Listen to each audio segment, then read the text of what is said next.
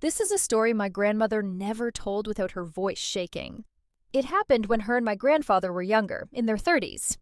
One night, while she was waiting for my grandfather, Jose, to come home. It was late. Too late. The kind of late where the house feels different, quieter, like something is listening. My grandmother, Aida, sat alone in the living room, gently rocking back and forth in her wooden chair. The only sound was the soft creak of the wood beneath her. Then, a light flickered outside. She stopped rocking. Slowly, she stood up and pulled back the curtain just enough to peek outside. At first, she thought it was nothing, just a strange flicker. But then she looked closer. In the middle of the street stood a young woman. She wore a long, white, flowing dress that moved as if caught in a breeze, even though the air outside was completely still. Her hair was long, blonde, and wavy, but her face looked hollow. Her skin, pale. Too pale. Aida squinted. Something wasn't right. The girl wasn't walking, she was gliding.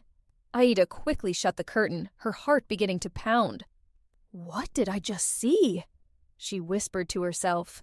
After a few seconds, she forced herself to look again. Slowly, she pulled the curtain back. This time, there was no mistake. The girl was floating, not touching the ground, just drifting silently through the street.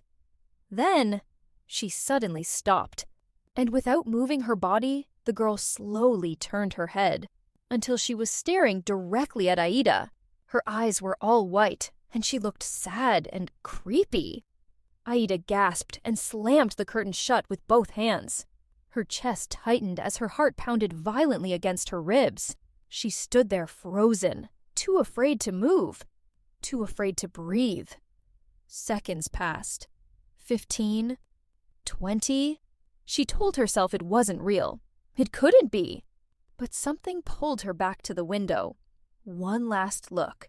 Slowly, trembling, she opened the curtain again. And that's when she saw her. Not in the street, but right outside the window. Close enough to see her face. That same unnatural stillness. Her pale, veiny face, bloody eyes, and a slow head tilt with a blank stare. Aida collapsed instantly. When Jose finally got home, he found her on the floor, barely conscious. When she woke, she told him everything. Every detail, every second. But even years later, she always said the same thing, that what scared her the most wasn't how the girl moved, it was how she knew exactly where to look.